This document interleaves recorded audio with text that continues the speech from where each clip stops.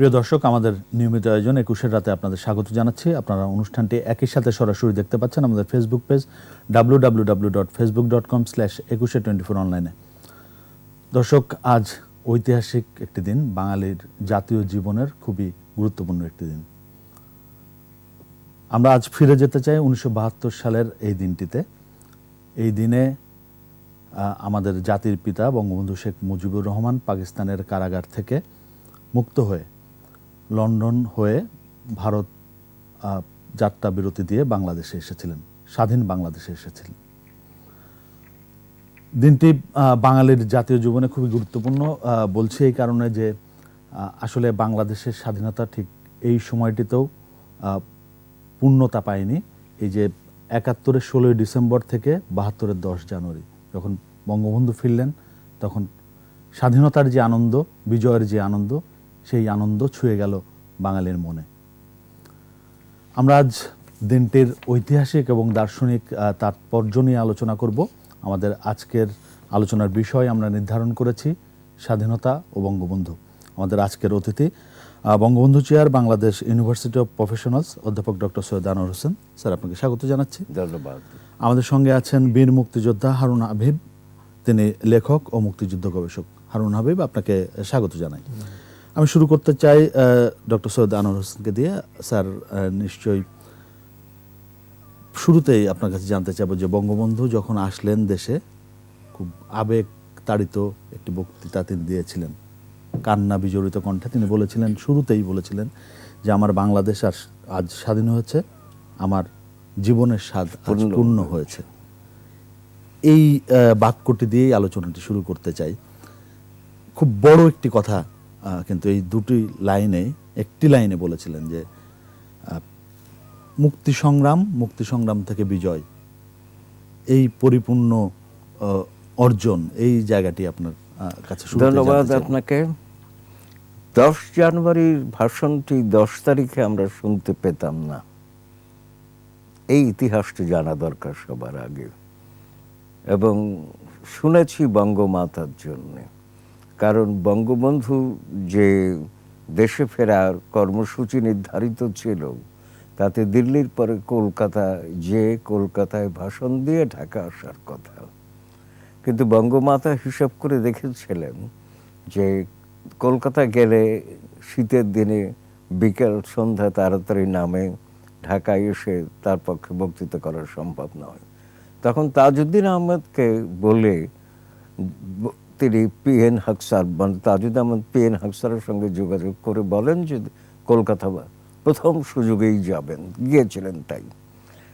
তো সেই জন্যে পড়ন্ত বিকেলে প্রায় সন্ধ্যা হয় তখন বঙ্গবন্ধু এসে দাঁড়ালেন আমাদের সামনে, এবং পুরনো বিমানবন্দর থেকে তার ২.৫ ঘন্টার মতো বেশি লেগেছিল রেস কোর্সে পৌঁছতে। তো এই যে আপনি যে কথাতে শুরু করলেন, আমার জীবনের স্বাদ পূর্ণ হয়েছে, আজ বাংলাদেশ স্বাধীন, এর সূচনা ১৯৪৭-এর ১৬ই আগস্ট। অন্নদাশঙ্কর রায়কেও বঙ্গবন্ধু ৭৪ এই কথা বলেছিল। কিভাবে? ১৬ই আগস্ট ১৯৪৭, ২৭ বছর বয়সের তরুণ। তখন ভবানীপুরে ইসলামিয়া কলেজের সিরাজউদ্দৌলা হোস্টেলে পূর্ব বাংলার কিছু প্রগতি মনা তরুণকে ডেকেছিলেন কথা বলার জন্য। এই যে পাকিস্তান হলো, ভারত স্বাধীন হলো, এই উদ্ভূত পরিস্থিতিতে বাঙালির করণীয় কি তা নিয়ে ডেকেছিলেন। সেখানে বঙ্গবন্ধু খুব আবেগতাড়িত হয়েই গোপালগঞ্জ বা টুঙ্গিপাড়ার আঞ্চলিক উচ্চারণে বলেছিলেন, মেয়ারা ঢাকায় যাইবেন না, ওই মাওলাদের সঙ্গে বেশি দিন থাকা যাইব না, এখন থেকে কাম শুরু করতে হইব। তো উপস্থিত ছিলেন কেজি মুস্তাফা, আমাদের প্রয়াত এবং যশস্বী সাংবাদিক।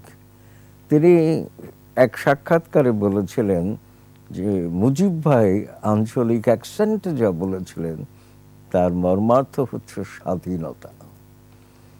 ৪৭ থেকে ৭২-এর ১০ই জানুয়ারি অনেক পথ পরিক্রমা করতে হয়েছে, বন্ধুর পথ। তারপরে বঙ্গবন্ধু ফিরে এসেছিলেন এবং তিনি 290 দিন পাকিস্তানি কারাগারে ছিলেন। তো সেই অভিজ্ঞতা বর্ণনা করতে গিয়ে 17 মিনিটের সংক্ষিপ্ত স্বতঃস্ফূর্ত অলিখিত ভাষণ বললেন, আমি বন্দী ছিলাম কিন্তু আমি জানতাম বাংলাদেশ স্বাধীন হবে। প্রচণ্ড আত্মবিশ্বাস তার সবসময় ছিল, আমরা দেখেছি। আত্মবিশ্বাস দিয়েই তিনি রাজনৈতিক কর্মকাণ্ড করেছেন। তো বাংলাদেশের বেলাও তার আত্মবিশ্বাস প্রমাণিত হলো আর কি। তো দেখুন, 7 মার্চের ভাষণটি আমাদের এই প্রসঙ্গে স্মরণ করতে হয়, কারণ আমি ব্যক্তিগতভাবে বঙ্গবন্ধু চর্চা করতে গিয়ে দেখেছি 7 মার্চের ভাষণ আর 10 জানুয়ারির ভাষণ একে অপরের পরিপূরক। কারণটি হচ্ছে 7 মার্চের ভাষণে তিনি আমাদেরকে সংগ্রামী আগামীর পথ নকশা দিয়েছিলেন।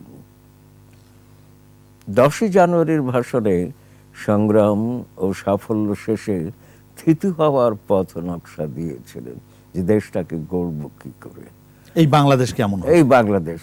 তো তখন তিনি কিন্তু 7 মার্চের ভাষণে আমাদের নিশ্চয়ই মনে আছে মুক্তির কথা 3 বার বলেছেন, স্বাধীনতার কথা 1 বার। মুক্তিকেই গুরুত্ব দিয়েছেন। বুঝতেই হবে, একজন মানুষ যেভাবে কথা বলে, যা বলে, সেটা দিয়ে তার ব্যক্তিত্ব, চরিত্র, তার দিগদর্শন বুঝতে হয় আর কি। যেমন বিল অ্যাডলার, মার্কিন জীবনীকার, তিনি তো নিজেই বলেছিলেন, nothing describes a person better than his words. আমি বঙ্গবন্ধু চর্চা করতে গিয়ে দেখেছি যে পাকিস্তানিরা কি বলল তার সম্পর্কে, তার চেয়ে তো বড় কথা হচ্ছে তিনি কি বলেছেন আমাদেরকে। তো সেই জন্যে 10 জানুয়ারির ভাষণ আর 7 মার্চের ভাষণ পরিপূরক আমি বিবেচনা করি। এবং বঙ্গবন্ধুর রাজনৈতিক দর্শন যদি আমি বুঝতে চাই, 7 মার্চের ভাষণও পড়তে হবে, 10 জানুয়ারির ভাষণও পড়তে হবে। অনেকে অবশ্য সেভাবে বোঝেন কিনা আমি জানি না, বুঝলে আজকে বাংলাদেশ যে পথে আছে সে পথে থাকতো না আর কি। বঙ্গবন্ধুকে যদি সঠিকভাবে বুঝতে পারতাম আমরা। তো এই 10 জানুয়ারির ভাষণে আর একটি কথা, তার যে আত্মশ্লাঘা বোধ, কবিগুরু তুমি দেখে যাও তোমার বাঙালি আজ মানুষ হয়েছে, কথাটা নিয়ে আমি ভাবি যে বাঙালি লড়াই করে স্বাধীন রাষ্ট্র অর্জন করেছে, ইতিহাসে প্রথম একটি রাষ্ট্র অর্জন করলো, সেটাকে বঙ্গবন্ধু বাঙালির মনুষ্যত্ব অর্জনের সূচক ভেবেছিলেন। কিন্তু আজ যদি বেঁচে থাকতেন তাহলে ভাবতেন তার ওই ভাবনা, ওই ধারণা হয়তো বা সময়চ্যুত ছিল, কিন্তু বাস্তব সত্য নয়। বাঙালির অধঃপতন, অবনমন এমন পর্যায়ে গেছে যে রবীন্দ্রনাথকে স্মরণ করি যে পুণ্যে পাপে দুঃখে সুখে পতনে উত্থানে মানুষ হইতে দাও তোমার সন্তানের। আবার তো এমনও হতে পারতো যে বঙ্গবন্ধু থাকলে এই বাঙালি সঠিক পথেই থাকতো, এমনও তো হতে পারতো। আমি সেই জন্যই বলছি যে বঙ্গবন্ধুকে হারানো মানে বাংলাদেশকেও হারানো। আমি মনে করি 75-এর পরেই তো এই বাংলাদেশ উল্টো পথে যাত্রা করেছে, এই বাংলাদেশ পাকিস্তানি ভাবধারায় চলে গেছে। 100 বর্ষ পূর্তি পালন করছে, এতদিন হয়তো বাঁচতেন কিনা জানি না আমি, কিন্তু অন্তত তার যে বাকশাল কর্মসূচি দিয়ে নতুন যাত্রা শুরু করেছিলেন, সেটির পথে যদি যেতে পারতেন বাংলাদেশ অন্যরকম হতো। তো আজকে আমার কাছে বড় দুঃখ লাগে যে 10ই জানুয়ারি ভাষণ 17 মিনিটের আমি নিজে দাঁড়িয়ে কানে শুনেছি, 7 মার্চ যেমন শুনেছি, বড় কষ্ট পাই, বুকের ভিতরে রক্তক্ষরণ হয় যে ওই ভাষণ দুটোতে যে বাংলাদেশের কথা ছিল সে বাংলাদেশ তো আমি দেখছি না। সেই জন্য 10 জানুয়ারি এলে আমি বিমর্ষ হয়ে যাই, 7 মার্চ হলে বিমর্ষ হয়ে যাই, মেলাতে চাই বাস্তবতার সঙ্গে বঙ্গবন্ধুর পথ নকশা। স্যার, আপনার কাছে আসবো, আমি একটু যেতে চাই হারুন হাবিবের কাছে। হারুন হাবিব, আপনার কাছে জানতে চাবো যে আপনি সেদিন বঙ্গবন্ধুর প্রত্যাবর্তনের যে ভাষণ, সেই ভাষণ শুনেছেন, আপনি কালের সাক্ষী হিসেবে সেই ভাষণটি শুনেছেন। আপনার কাছে একটি জিনিস জানতে চাইবো যে ওই ভাষণটিতেই তো বঙ্গবন্ধু আসলে এই বাংলাদেশ কেমন হবে, মুজিব আদর্শটা আসলে কি, সেটি তিনি কিন্তু সেই ভাষণে বলেছেন। তিনি বলেছিলেন যে আমার রাষ্ট্র হবে সমাজতন্ত্র ব্যবস্থা, এই বাংলাদেশ হবে গণতন্ত্র, এই বাংলাদেশ হবে ধর্মনিরপেক্ষ রাষ্ট্র। এই বাক্যটি দিয়ে আপনার কাছে জানতে চাইব। ধন্যবাদ আপনাকে। আসলে 50 বছর আগের 10ই জানুয়ারি 50 বছর পরে 10ই জানুয়ারিতে আমরা স্মরণ করছি। আমার ভাবতে ভালো লাগে নিঃসন্দেহে, কারণ আমি তখন ঢাকা বিশ্ববিদ্যালয়ের MA ফাইনাল ইয়ারের ছাত্র হয়ে মুক্তিযুদ্ধে গেছি। মুক্তিযুদ্ধ থেকে ফিরে এসে আমি কতগুলো কাকতালীয় ঘটনা ঘটেছে আমার জীবনে, পেশাগত জীবনে বলতে পারি। 8ই জানুয়ারি আমি তৎকালীন পাকিস্তান প্রেস ইন্টারন্যাশনাল, যেটা স্বাধীনতার পরে Bangladesh press international BPI news agency হয়েছিল কিছুদিনের জন্য, 75 পর্যন্ত, সেখানে যোগদান করি একজন রিপোর্টার হিসেবে। তখন আমি বিশ্ববিদ্যালয়ের ফাইনাল ইয়ার স্টুডেন্ট। এবং 10ই জানুয়ারি সেদিনই বঙ্গবন্ধু পাকিস্তান থেকে মুক্ত হন এবং উনি লন্ডনের পথে, হিথ্রোর পথে উনি পাকিস্তান এয়ারলাইন্সের একটা PIA দিয়ে যান। এবং 10ই জানুয়ারি তেজগাঁ বিমানবন্দরে আমার বলবো একজন নবীন সাংবাদিক হিসাবে, সংবাদকর্মী হিসাবে আরও অনেক সিনিয়রদের সাথে আমার যাবার সুযোগ হয়েছিল। আমি দেখেছি মানুষের মধ্যে যে উদ্দামতা, মানুষের যে আকর্ষণ বঙ্গবন্ধুর প্রতি, যে বঙ্গবন্ধুর নেতৃত্বে মুক্তিযুদ্ধ পরিচালিত হয়েছে, সফল মুক্তিযুদ্ধ। বাংলাদেশ রাষ্ট্রের রাষ্ট্রপতি যিনি পাকিস্তানের কারাগারে ছিলেন, তিনি আজ মহাবিজয়ীর বেশে স্বাধীনতার মাত্র কয়েকদিন পরে ফিরে আসছেন। সকাল থেকেই তেজগাঁতে আমরা গেছি, সবাই তাকিয়ে আছে, সবাই জানে যে দিল্লিতে উনি স্টপ ওভার করবেন, কিন্তু তারপরেও তাকিয়ে দেখছে যে কোন দিক দিয়ে প্লেন দেখা যায়। ব্রিটিশ এয়ারলাইন্সের কমেট, আমার এখনো মনে আছে। তো একবার দেখা গেল 3টেরও পরে। প্রফেসর আনোয়ার হোসেন যথার্থই বলেছেন যে আগে কিন্তু একটা পরিকল্পনা ছিল, তার কারণ 6 তারিখে আমাদের আব্দুস সামাদ আজাদ পররাষ্ট্রমন্ত্রী, তার নেতৃত্বে কয়েকজনের একটা পররাষ্ট্র টিম যায় দিল্লিতে। তারা যে দিল্লির বিভিন্ন সাথে এই প্রোগ্রামটা বঙ্গবন্ধু তারা আয়োজন করে, এবং কলকাতা ঠিক হয়, কলকাতাও স্টপ ওভার করবেন। কিন্তু প্রফেসর আনোয়ার যথার্থই বলেছেন সময়ের অভাব, এবং হয়তো ইন্দিরা গান্ধীর সাথেও তিনি কথা বলেছেন এই ব্যাপারটা নিয়ে, আমরা ভারতীয় যে এইগুলো থেকে জানি। তো উনি যাননি, ওখানে দেশে ফিরে আসলেন। তো আমি দেখলাম প্লেনটা যখন ঘুরছে তেজগাঁর উপর দিয়ে, তখন তো মানুষের সেই চিৎকার, জয় বাংলা, জয় বঙ্গবন্ধু, মানে বীর বাঙালি, অস্ত্র কিন্তু ধরা হয়ে গেছে, তারপরও আবার নতুন করে অস্ত্র। সে মুক্তিযুদ্ধ, বহু মুক্তিযোদ্ধাও ছিল তখন, বহু মুক্তিযোদ্ধা ছিল, অনেকে সশস্ত্র ছিল, কারণ হচ্ছে তখনও তো কিন্তু প্রক্রিয়াটা শুরু হয়নি তখনও পর্যন্ত। তারপর উনি নামলেন, নামার সঙ্গে সঙ্গে শত শত মানুষ প্লেনটাকে ঘিরে ধরে, এজ ই বাসগুলোকে যেভাবে নিয়ে আসে এইভাবে আনা। তো ওই টারমাকে আসলেন বঙ্গবন্ধু, বেশ কিছুক্ষণ উনি প্লেনের জানলা দিয়ে উনি দেখলেন, তারপর আস্তে আস্তে নামলেন। তারপরে যা তো সে একটা ইতিহাস আমরা দেখলাম। মুজিবনগর সরকারের প্রত্যেকটি মানুষ, কর্তা ব্যক্তি সেখানে ছিলেন, ছাত্র নেতৃবৃন্দ, আমাদের নতুন সেনাবাহিনী তাকে গার্ড অফ অর্ডার প্রদান করলো, এবং সেখান থেকে তারপর আরও কিছু আনুষ্ঠানিকতা, মানে আবেগময় মুহূর্ত, মহামুহূর্ত নিয়ে তারপর তো এখানে আসলেন। এখানে এসে বঙ্গবন্ধু শেখ মুজিবুর রহমান, আপনি যথার্থই বলেছেন, তখনও রমনা রেসকোর্স, এখানে লক্ষ লক্ষ মানুষ তো বলার অপেক্ষায় রাখে না।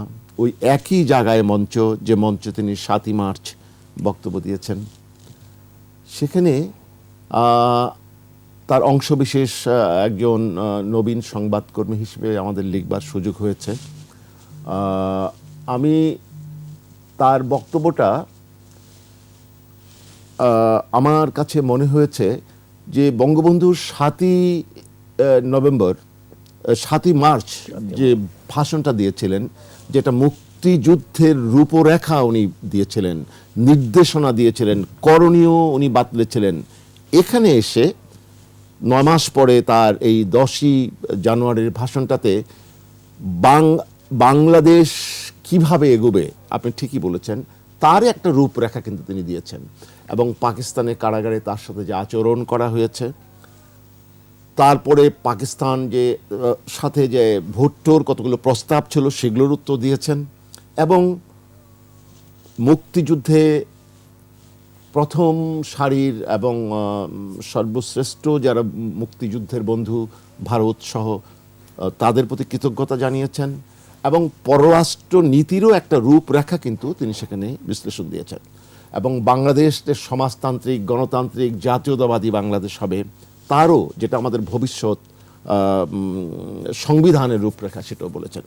এখানে আমি যে জিনিসটা আমার মনে হয় যে 10ই জানুয়ারি বঙ্গবন্ধু যে ফিরলেন পাকিস্তান থেকে 9 মাস পরে, তার ইম্প্যাক্ট, তার প্রতিক্রিয়া কি হয়েছে আমাদের, এটা আমি নিজে যেহেতু মুক্তিযুদ্ধ চর্চা করি কাজেই আমি লিখি, আমার মনে হয়েছে একটি হচ্ছে, আপনিও বলেছেন সকলেই আমরা বলি, সেটা হচ্ছে স্বাধীনতার একটা পূর্ণতা লাভ হয়েছে। এটা তো নিঃসন্দেহে মুক্তিযুদ্ধের পূর্ণতা লাভ হয়েছে। দ্বিতীয়ত যেটা হয়েছে, পাকিস্তানি যে দম্ভ, এই 16ই ডিসেম্বরের পরাজয়ের পরে কিন্তু আরেকবার পরাজিত হয়েছে। ইনি সেই বঙ্গবন্ধু হয়েছে, সেই বঙ্গবন্ধু যে বঙ্গবন্ধুকে তারা পাকিস্তানে যে হত্যা করবে আর 9 মাস আটকে রেখেছে, তারই নেতৃত্বে এই বাংলাদেশ স্বাধীন হয়েছে এবং তাকে পাকিস্তান এখানে ফিরে যেতে বাধ্য হয়েছে। তা আরেকবার দর্পচূর্ণ হয়েছে। আরেকটা হয়েছে খুবই গুরুত্বপূর্ণ, পৃথিবীর ইতিহাসে একটা ইনভেডিং ফোর্স খুব সহজে তাড়াতাড়ি যায় বলে খুব একটা দেখা যায়নি, কিন্তু ভারত কিন্তু বাংলাদেশে ইনভেডিং ফোর্স ছিল না, মিত্রবাহিনী ছিল। কিন্তু তারপরেও আমরা জানি এটা নিয়ে অনেক সংকট, ভারতের মধ্যে অনেক দ্বিমত ছিল, অনেক সেনাবাহিনীর মধ্যে, সশস্ত্র বাহিনীর মধ্যে, রাজনীতিবিদদের মধ্যে। কিন্তু বঙ্গবন্ধু শেখ মুজিবুর রহমান সাহেব এসেছিলেন বলেই মাত্র 2 মাসের মাথায় 12ই মার্চ কিন্তু ইন্দিরা গান্ধীর সঙ্গে আলোচনা করে, আগে যে আলোচনাটা হয়েছিল সেই আলোচনাটা কিন্তু তিনি জাতিকে জানিয়েছিলেন, নিশ্চয়ই বলেছিলেন, এবং সেদিনও বলেছেন, সেদিনের ভাষণে উনি 10 জানুয়ারিতে বলেছেন যে দিল্লিতে আমি বঙ্গবন্ধু এর সাথে কথা বলেছি। আচ্ছা, আরেকটা জিনিস হয়েছে যেটা আমি মনে করি, মুক্তিযুদ্ধ একটা সশস্ত্র কর্মকাণ্ড। আমরা যারা মুক্তিবাহিনীর সদস্য ছিলাম, সিভিলিয়ান, তারা কিন্তু নিয়মতান্ত্রিক জীবন যাপন মুক্তিযুদ্ধ অতটা হয়নি যতটা এখন সেনাবাহিনীর পক্ষে হয় বা ডিসিপ্লিন ফোর্সের জন্য হয়, এবং সবার হাতে অস্ত্র। এই বঙ্গবন্ধু এসেছিলেন বলেই কিন্তু এই অস্ত্র সমাপন মুক্তিযোদ্ধাদের ত্বরান্বিত হয়েছে, এবং এটা একটা অনেক অনেক বড় লাভ হয়েছে বাংলাদেশে, একটা ডিসিপ্লিনের পথে দ্রুত বাংলাদেশ ফিরে এসছে। আরেকটা হয়েছে যে মুজিবনগর সরকারের মধ্যেই খুনি মুস্তাকের মতো লোকও ছিল, এরকম আরও তো অনেকেই ছিল, এবং তারা কিন্তু বঙ্গবন্ধু না এলে আমাদের মুক্তিযুদ্ধের পরবর্তী সরকারটাকে কিন্তু নানাভাবে বিভ্রান্ত করার চেষ্টা করত। বঙ্গবন্ধু আসার পরে কিন্তু সেই পথটা আপাতত, যদিও ষড়যন্ত্রে তারা 3.5 বছর পর সফল হয়েছে, কিন্তু আপাতত বন্ধ হয়েছে। আরেকটা জিনিস আমার কাছে মনে হয়, বঙ্গবন্ধু সারা জীবন গণতান্ত্রিক রাজনীতি করেছেন, সংসদীয় পার্টিকুলারলি পার্লামেন্টারি ডেমোক্রেসির উনি চর্চা করেছেন। মুক্তিযুদ্ধের সময় কিন্তু তাকে রাষ্ট্রপতি করা হয়েছে বাংলাদেশ রাষ্ট্রের। উনি আসার মাত্র 2 দিনের মাথায় 10 তারিখে এলেন, 12ই জানুয়ারি তিনি কিন্তু রাষ্ট্রপতি থেকে সরিয়ে পার্লামেন্টারি ধারায় গেলেন, নিজে প্রধানমন্ত্রী হলেন রাষ্ট্রপতি থেকে। এগুলো আমার কাছে মনে হয় একটা পজিটিভ কতগুলো ফলাফল বঙ্গবন্ধু আসার। আবার বঙ্গবন্ধু যে সংকট মাথায় নিয়ে বাংলাদেশ রাষ্ট্রের যাত্রা শুরু করেছিলেন, মুক্তিযুদ্ধের একটা পর্যায় পর্ব, তারপরে মুক্তিযুদ্ধোত্তর কালের 3.5 বছর আমরা সেই সময়কার সংবাদকর্মী হিসেবে দেখেছি খুবই পরিকল্পিতভাবে বাংলাদেশ রাষ্ট্রের বিরুদ্ধে, বঙ্গবন্ধুর বিরুদ্ধে, মুক্তিযুদ্ধের প্রধান সাহায্যকারী দেশ ভারতের বিরুদ্ধে পরিকল্পিত বিষোদ্গার করা হয়েছে, অপপ্রচার করা হয়েছে, যেগুলো কিন্তু আমার একটা ঘটনা আজ মনে পড়ে। এটা বোধহয় 73-এর দিকে হবে বোধহয়। হঠাৎ করে তোয়াফ খান সাহেব, উনি এখনো আছেন, উনি ফোন করলেন যে তুমি এয়ারপোর্টে চলে আসবে কালকে সকালে। তো আমরা গেলাম এই এয়ারপোর্টেই, তেজগাঁতে। ওখানে থেকে 2টো হেলিকপ্টার তৈরি আছে। একটু পরেই সবাই জানে যে বঙ্গবন্ধু একটা সারপ্রাইজ ভিজিট, তখন একটা ব্যাপার ছিল, যাবেন কোথাও না কোথাও। আমি একটা খুব ছোট্ট সংবাদ সংস্থায় কাজ করেছি, যার ফলে বেশি রিপোর্টার ছিল না, আমার সুযোগটা একটু বেশি হয়েছে আর কি। তখন হেলিকপ্টার বঙ্গবন্ধু এলেন, সবাই চললো, না দুটো না, একটা হেলিকপ্টার, আমরাও পেছনের দিকে, ফটোগ্রাফাররা আছে, আলম ফটোগ্রাফার ছিল, আধা ঘন্টারও বেশি উঠলো, ওড়ার পরে নামছে, কেউ বলছে না বা যে বঙ্গবন্ধু কোথায় যাচ্ছেন। একটু পরে দেখা গেল নামলো কোথায়, নেমে আমি না চিনলেও অনেকেই চিনলেন যে এটা বেনাপুল স্থলবন্দরের ওখানে একটা নোমেন্স ল্যান্ডের মতো, ওখানে নামলেন। দেখলাম যে এর আগে কিছু পুলিশ হ্যারাসমেন্ট আগে, মানে আগে থেকে ডিস্ট্রিক্ট অ্যাডমিনিস্ট্রেশনকে জানানো হয়েছিল নিশ্চয়ই। বঙ্গবন্ধু নেমে সাথে তাহেরউদ্দিন ঠাকুর, নুরুল ইসলাম, অধ্যাপক Nurul Islam, state minister for defence or কি যেন আছেন সম্ভবত উনি আর কি, তুফাইল আহমদ ভাই, আরও কয়েকজন ছিলেন। বঙ্গবন্ধু হন হন করে হেঁটে যাচ্ছেন সামনে, যে একটা কয়েকটা টিভি অনেক বড় উঁচু, এবং গাছ মানে লতা পাতা সব গজিয়েছে, শ্যাওলা পড়ে গেছে বৃষ্টিতে, ঝড়ে, এটা রোদে। আসলে এগুলো ছিল ভারত থেকে আমদানি করা কাপড়, মাসের পর মাস এখানে থাকার ফলে এগুলো কিন্তু নষ্ট হয়ে গেছে। এবং একটা প্রচারণা, বঙ্গবন্ধু তো প্রচণ্ড ক্ষিপ্ত হয়ে গেলেন যে কে কি করেছে, সব নাম টাম লেখা হলো। আমি বলছি এই কারণে যে এদেরকে সব মানে শাস্তির আওতায় আনবে, কোনো অফিসার, কাস্টম অফিসার, ব্যবসায়ী, কারা কি করেছে, ভারত বাংলাদেশের সুযোগ বুঝে পচা কাপড় রপ্তানি করে দিচ্ছে, এই যে ব্যাপারগুলো তখন চলছিল।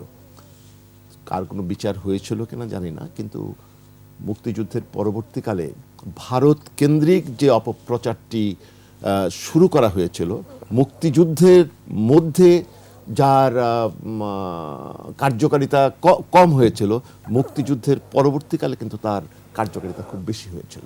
অন্যদিকে উগ্র বামপন্থার নামে যেভাবে সন্ত্রাসী কর্মকাণ্ড পরিচালনা তখন করা হয়েছিল, তথাকথিত উগ্র সমাজতান্ত্রিক তত্ত্বের নামে, এগুলোকে করতে যেয়ে অন্যদিকে মার্কিন যুক্তরাষ্ট্রের মতো, এটা একটা স্ল্যাব, বাংলাদেশের জন্ম মার্কিন যুক্তরাষ্ট্র, তখনকার চীন এবং আরও অন্যান্য যারা বিশ্ব শক্তি, যারা সেদিন সোভিয়েত ইউনিয়নের কারণে বাংলাদেশের মুক্তিযুদ্ধ সমর্থন করেনি, কিংবা পাকিস্তানের সাথে যে অক্ষ শক্তিটা আছে করেনি, তারা কিন্তু মুক্তিযুদ্ধের পরে বঙ্গবন্ধুর সরকারকে ব্যর্থ করার যত কিছু আছে তারা কিন্তু তা করেছিল।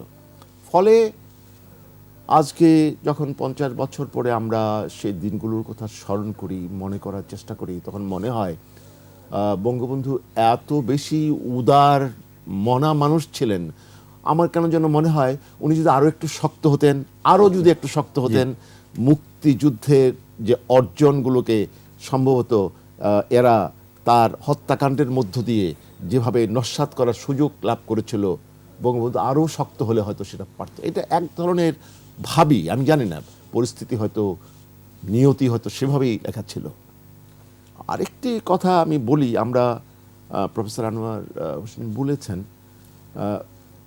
আমরা এখনো এই বাংলাদেশের যদি আমাদের জাতীয়তাবাদী শক্তিকে আমরা আমাদের প্রতিভূ মনে করি, আমাদের শক্তি মনে করি, তার মূল শক্তি বাঙালির সংস্কৃতি, তার মূল শক্তি বঙ্গবন্ধু শেখ মুজিবুর রহমান, তার মূল শক্তি হচ্ছে জয় বাংলা, এগুলো তো আমাদের শক্তি। কিন্তু আমরা কেন যেন আমার মনে হয় বঙ্গবন্ধুর সঠিক চর্চা আমাদের রাজনৈতিক কর্মীদের মধ্যে হচ্ছে না, জয় বাংলার সঠিক চর্চা এই জায়গাটি নিয়ে আমরা আলোচনা করব। আমরা একটা ছোট্ট বিরতি নেব, বিরতির পরে এসে বিস্তারিত আলোচনা করব। দর্শক, 21 রাতে নিচ্ছে ছোট্ট একটা বিরতি, সাথেই থাকুন।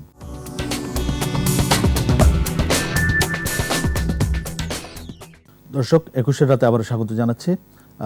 10 জানুয়ারি বঙ্গবন্ধু স্বদেশ প্রত্যাবর্তন দিবসে আমাদের আজকের আলোচনার বিষয় স্বাধীনতা ও বঙ্গবন্ধু। আমি যেতে চাই অধ্যাপক ডক্টর সৈয়দ আনোয়ার হোসেন আপনার কাছে। স্যার, আপনার কাছে জানতে চাইবো যে বঙ্গবন্ধুর এই ভাষণটি, আমরা বলেছি 10 জানুয়ারির ভাষণটি, বাংলাদেশ কিভাবে চলবে, পথ নির্দেশনা, একটা পথ নির্দেশনা ছিল। আলোচনায় উঠে আসলো যে আসলে বঙ্গবন্ধুর যে আদর্শ, বঙ্গবন্ধুর যে শিক্ষা, বঙ্গবন্ধুর মুজিব আদর্শ যেটা, সেই আদর্শের যে স্ফুরণ, সেটি রাজনৈতিক কর্মীদের মধ্যে বা এই প্রজন্মের মধ্যে আমরা আসলে সেভাবে দেখি না।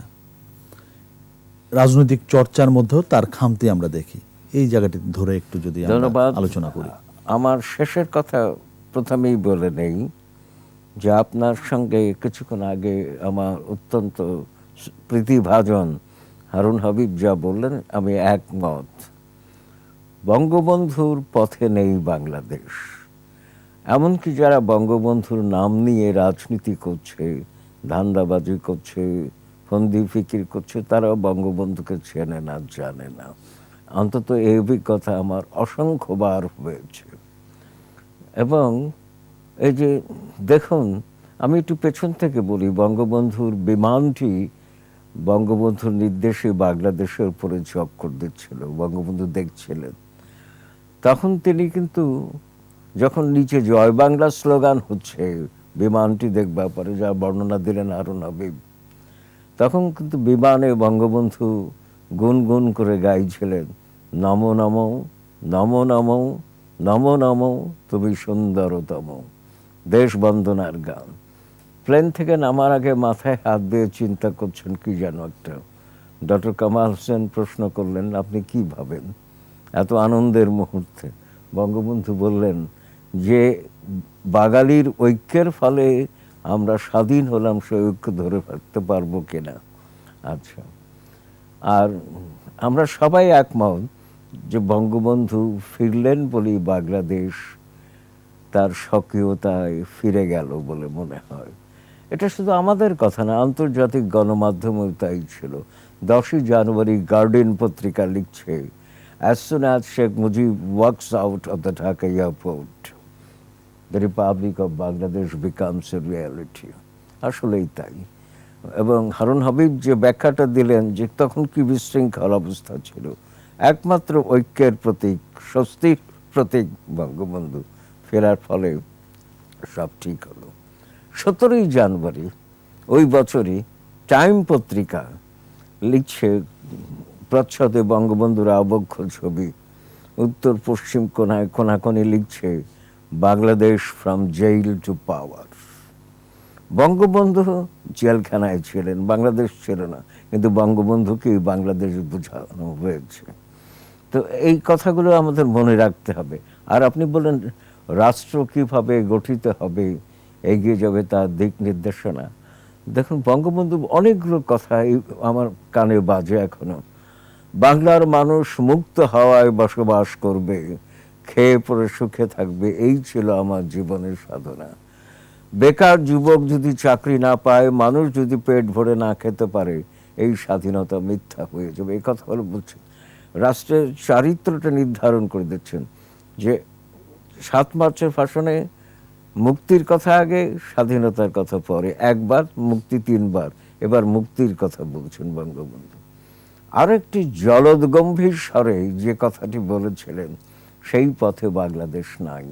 আমি সোজা সাপটা বলি, মুক্তিযোদ্ধা হারুন হাবিব, আমার অস্ত্র নিয়ে যুদ্ধ করার সৌভাগ্য হয়নি, কিন্তু মুক্তিযোদ্ধার চেতনার সঙ্গে আমি লগ্ন হয়ে থাকি। যতদিন জীবন আছে ততদিন থাকবো। বঙ্গবন্ধু বলেছিলেন, একথা স্পষ্ট করে বলে দিতে চাই, বাংলাদেশ একটি আদর্শ রাষ্ট্র হবে। আমরা হাততালি দিলাম, জয় বাংলা স্লোগান দিলাম।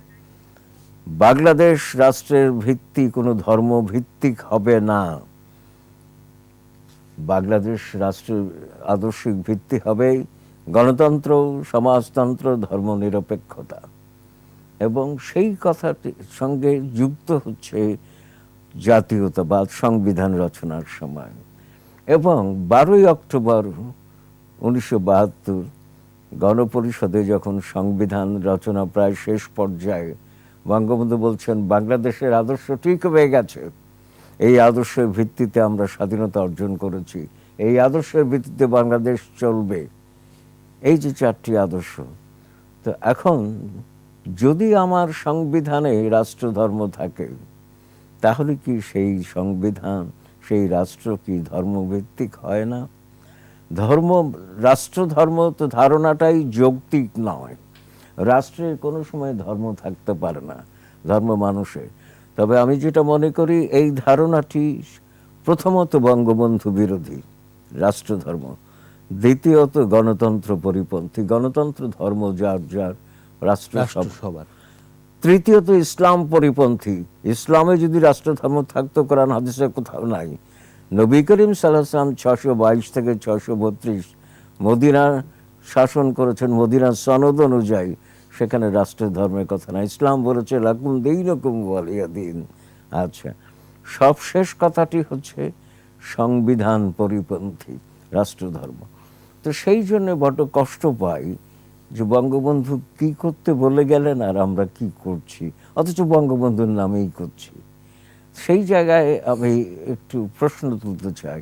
বঙ্গবন্ধু সবসময় একটি কথা বলতেন দলীয় নেতা কর্মীদের, আত্মসমালোচনা করুন, আত্মসংযম করুন, আত্মশুদ্ধি করুন। বঙ্গবন্ধুর এই 3টি নির্দেশনা মানতে বলছে আমাদের সবাইকে আজকে। যারা বঙ্গবন্ধু বিরোধী তাদের কথা আলাদা, তারা তো বাংলাদেশের অস্তিত্বেই বিশ্বাস করে না, তাদের নিয়ে আমার মাথা ব্যথা নাই। কিন্তু বঙ্গবন্ধুকে নিয়ে সামনে এগোতে চায় যারা, তাদেরকে বঙ্গবন্ধুর পথে থাকতে বলছে। জি স্যার, আপনার কাছে আসবো সুযোগ পেলে। আমি যেতে চাই আবার হারুন হাবিবের কাছে। হারুন হাবিব, একটি জিনিস আপনার কাছে জানতে চাইবো যে বঙ্গবন্ধু যে আদর্শের কথা বলেছেন, যে আদর্শ রাষ্ট্রের কথা বলেছেন, সেই রাষ্ট্র বিনির্মাণে এই যে এত বছরের জঞ্জাল, সেই জঞ্জাল সাফ করে বঙ্গবন্ধু কন্যা কিন্তু আজকে এগিয়ে যাচ্ছেন। আজকে বঙ্গবন্ধু বলেছিলেন ওই ভাষণে যে যারা দালালি করেছে তাদের বিচার হবে। এত বছর পরে এসেও কিন্তু বিচার বঙ্গবন্ধু কন্যা করেছেন। বঙ্গবন্ধু কন্যা আজকে কিন্তু এই যে উন্নয়নের যে বাংলাদেশ, বঙ্গবন্ধু যে স্বপ্ন দেখেছিলেন যে কোনো মানুষ না খেয়ে থাকবে না, কোনো মানুষ আশ্রয়হীন থাকবে না, সেই আদর্শের পথেই কিন্তু বঙ্গবন্ধু কন্যা হাঁটছেন। এই দুটি জায়গায় একটু বঙ্গবন্ধু যে স্বপ্ন দেখেছিলেন, বঙ্গবন্ধু কন্যার আজকের এগিয়ে চলা, এই বিষয়গুলোকে আপনি কিভাবে দেখবেন? ধন্যবাদ। দেখুন, আমরা মুক্তিযুদ্ধের মধ্য দিয়ে একটা রক্তাক্ত মুক্তিযুদ্ধের মধ্য দিয়ে 30 লক্ষ লোক, প্রায় 4 লক্ষের মতো নারীর যে সম্ভ্রম, এই যে একটা মানে ব্যাপক ধ্বংসযজ্ঞের মধ্য দিয়ে বাংলাদেশ রাষ্ট্রের জন্ম হয়েছে। এবং তার সবচেয়ে বড় দুর্ভাগ্য হচ্ছে তার মাত্র 3.5 বছরের মধ্যে আমাদের কিন্তু বঙ্গবন্ধুকে হারাতে হয়েছে। দেশি বিদেশি ষড়যন্ত্র আমরা সকলেই জানি হয়েছে। তারপর থেকে এত রক্তপাতের, এত বিসর্জনের মধ্য দিয়ে যে রাষ্ট্রের জন্ম, সেই রাষ্ট্র আবার ফিরিয়ে নেওয়া হয়েছে রাষ্ট্রকে মুক্তিযুদ্ধের পরিপন্থী রাজনৈতিক আদর্শে। এবং সেটা একদিন, 1 বছর 2 বছর নয়, 21-22টা বছর। ফলে এবং এগুলো হয়েছে খুবই পরিকল্পিতভাবে। অর্থাৎ মুক্তিযুদ্ধের সময় 1971 সালে বাংলাদেশ রাষ্ট্রকে ঠেকিয়ে রাখা যায়নি।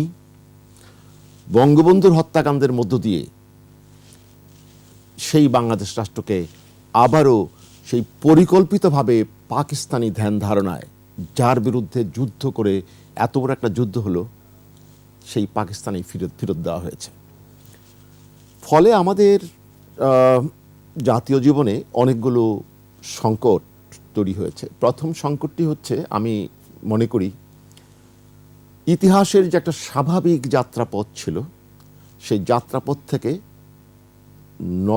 সেই গতিকে থামিয়ে দেওয়া হয়েছে।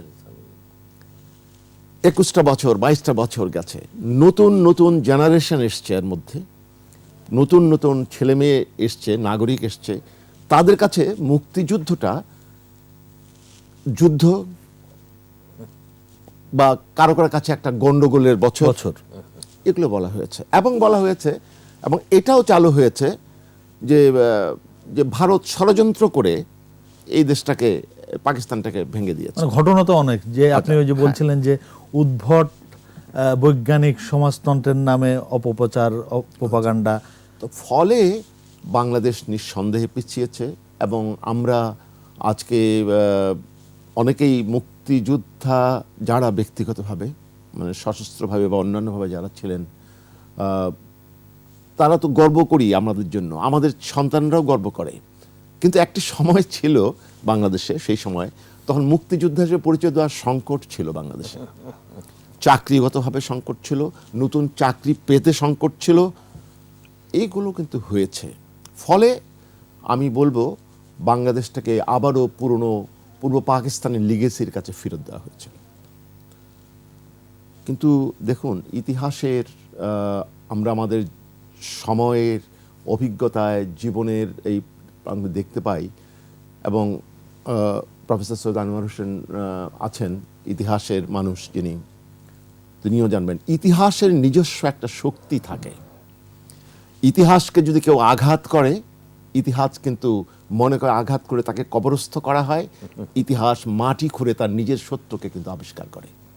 ফলে আমরা বাংলাদেশে আজ যা দেখছি বা বিগত 10-12 বছর যাবৎ যা দেখছি, মুক্তিযুদ্ধের এই যে রিসার্জেন্স যেটা দেখছি, এটা কতটা পরিকল্পিত, কতটা সুপরিকল্পিত সেটা তো আরেকটা বিচার, কিন্তু ইতিহাস কিন্তু ফিরে এসছে তার নিজের শক্তি নিয়ে।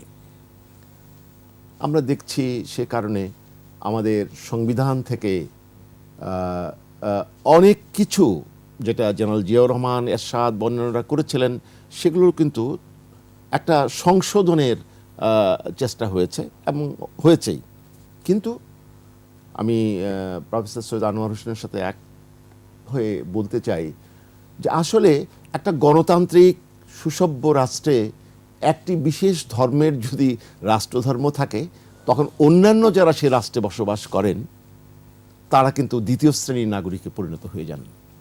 এটাকে আশা করি মুক্তিযুদ্ধের সরকার, চেতনার সরকার, বঙ্গবন্ধুর আদর্শের সরকার নিশ্চয়ই অনুভব করেন, হয়তো কৌশলগত রাজনৈতিক কৌশলগতভাবে করেন অন্য কিছু, কিন্তু আমার মনে হয় এ ব্যাপারে অবশ্যই চিন্তা করার সুযোগ রয়েছে। শেখ হাসিনার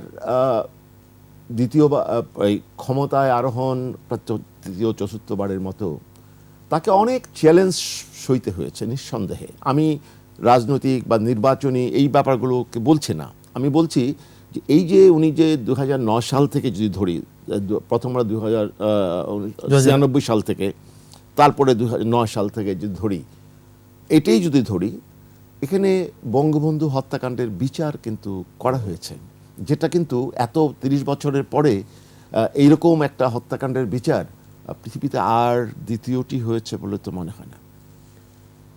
2 নম্বর, যুদ্ধাপরাধী শীর্ষ কিছু তাদের বিচার চলমান, তাদের বিচারের রায় কার্যকর হয়ে গেছে যারা শীর্ষ যুদ্ধাপরাধী। আমি বলছি যুদ্ধ অপরাধী যারা বিচার হয়েছে, অনেকের রায় কার্যকর হয়েছে, অনেকে পলাতক অবস্থায় আছে। এটাও কিন্তু খুব ছোট ব্যাপার ছিল না। আমেরিকান যুক্তরাষ্ট্র পাকিস্তান সরাসরি পাকিস্তানের ন্যাশনাল অ্যাসেম্বলিতে রেজুলেশন নিচ্ছে এদের বিরুদ্ধে, এদের পক্ষে। তো এগুলো পেরিয়ে শেখ হাসিনার মতো একটা দৃঢ়চিত্ত বঙ্গবন্ধুর রক্ত ধারণকারী ছিলেন বলেই বোধহয় এটা সম্ভব হয়েছে। কিন্তু আমরা কি, এবং ইনফ্রাস্ট্রাকচারাল দিক থেকে যদি আমরা ধরি, সামাজিক সূচকে যদি ধরি, এদেশের অর্থনৈতিক প্রগতি অগ্রগতি কিন্তু বিস্ময়কর। এটা শুধু আমরা কেউ কোনো স্থাপকে বলছে তা নয়, এটা কিন্তু সারা পৃথিবীতে স্বীকৃত অর্থনৈতিক সুযোগে স্বীকৃত। এবং ইনফ্রাস্ট্রাকচারাল যে ডেভেলপমেন্ট, পদ্মা সেতু কি কেউ ভাবতে পেরেছিল যে বিশ্ব ব্যাংকের মতো একটা জায়ান্টকে চ্যালেঞ্জ করে করা যাবে? কিন্তু সেটা হয়েছে বাংলাদেশে এবং চালু হওয়ার পথে। কিন্তু আমি মনে করি এইসব করে কি আমরা খুব তৃপ্ত? আমরা কি খুব আত্মতুষ্ট? ঠিক যেভাবে মুক্তিযুদ্ধের পর মুক্তিযুদ্ধের বিজয়ী শক্তি আত্মতুষ্ট হয়েছিল, আমার মনে হয় সে সুযোগটা নেই।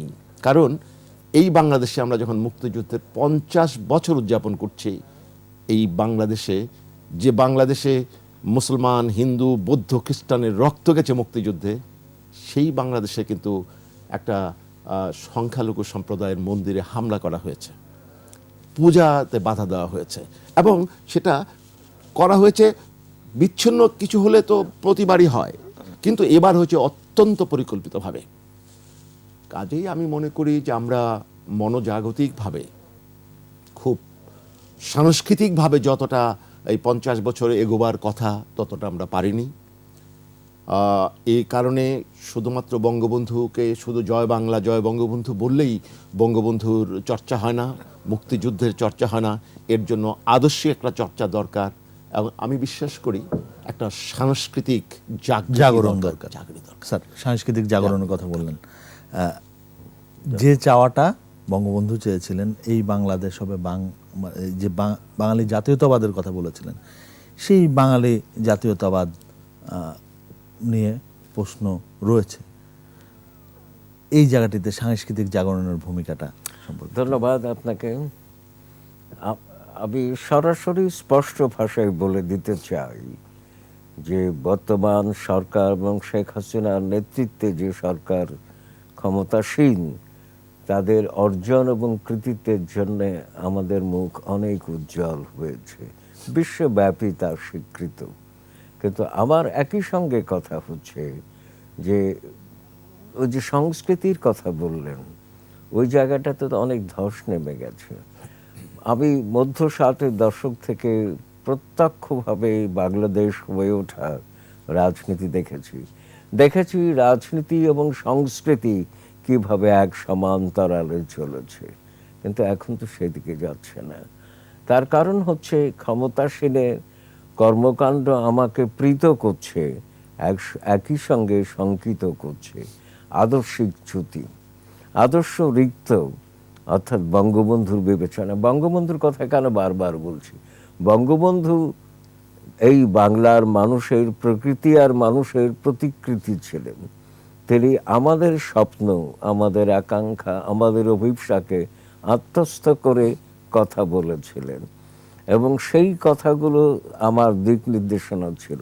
সেগুলো আমি খুঁজে পাচ্ছি না কেন? হ্যাঁ, পদ্মা সেতু হয়েছে, পদ্মা সেতু সারা বিশ্বকে চমক লাগিয়ে দিয়েছে। এই পদ্মা সেতু আমরা নিজেরা করব, এই সাহসী সিদ্ধান্তের কৃতিত্ব মাননীয় প্রধানমন্ত্রীর। কিন্তু অর্থায়ন কে করলো? বাংলাদেশের মানুষ। কাজে বাংলাদেশের মানুষ পারে, মুক্তিযুদ্ধ পেরেছে, পদ্মা সেতু পারলো।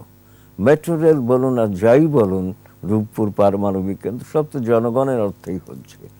কাজে মানুষ, বাংলার মানুষ ইতিহাসের চালিকা শক্তি, এই কথাটা বঙ্গবন্ধু বুঝেছিলেন।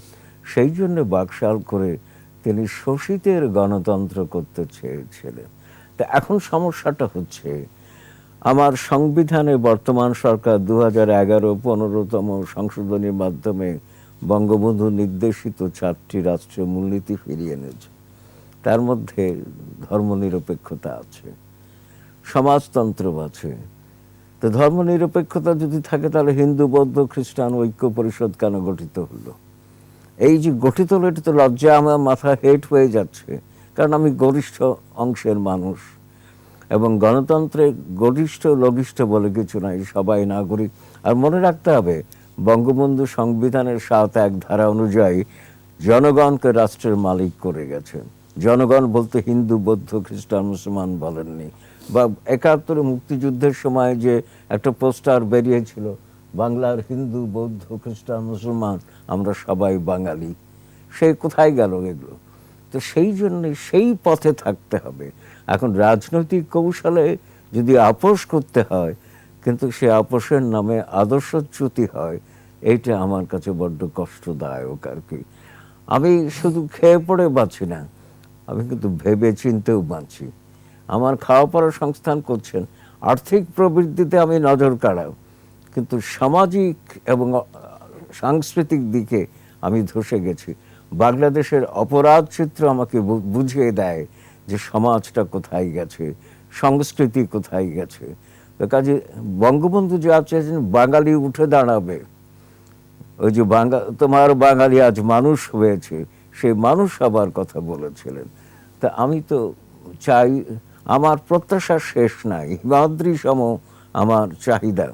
আমি জানি এটা বাস্তবতা, আমার প্রত্যাশা প্রাপ্তির সমীকরণ হবে না, কিন্তু আমি দেখতে চাই সঠিক পথে আমরা এগোচ্ছি। আমরা তো সঠিক পথে নাই বঙ্গবন্ধুর প্রেক্ষাপটে।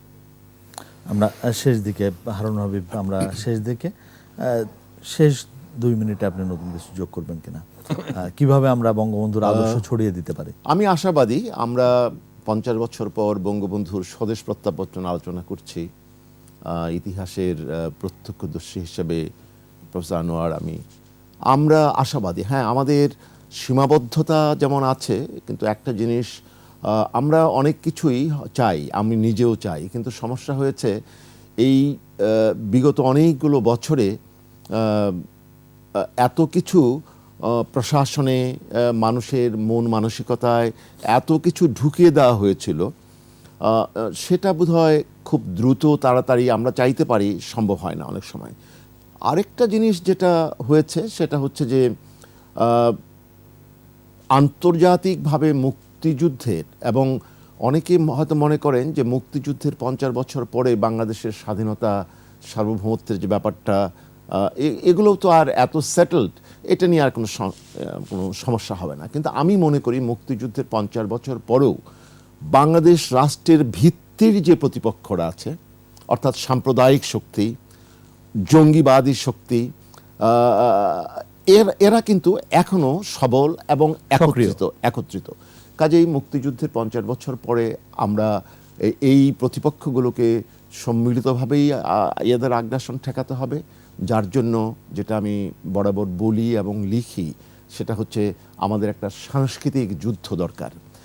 এটা যদি না করা যায়, কেবলমাত্র একটা, দুটো, তিনটে, চারটে নির্বাচনে জিতে আমরা হয়তো একটা ব্যাটল জিতেছি, কিন্তু ওয়ারে কিন্তু এখনো জিতেনি, ওরা কিন্তু ওয়ারে রয়ে গেছে।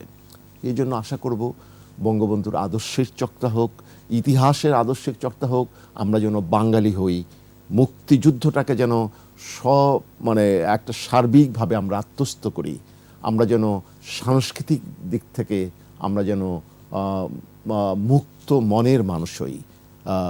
এটা একটা আশা করতে পারি। আমি আশা করব যে আপনার এই আশা বাস্তব হবে।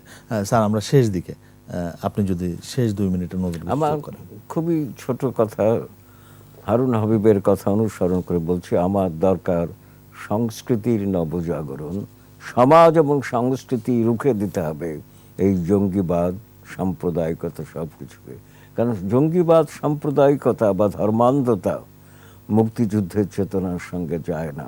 মুক্তিযুদ্ধের চেতনার সপক্ষে সরকারকে এটা বুঝতে হবে। কিভাবে করবে সরকার জানবে, এবং আমার সমাজকেও সচেতন হতে হবে।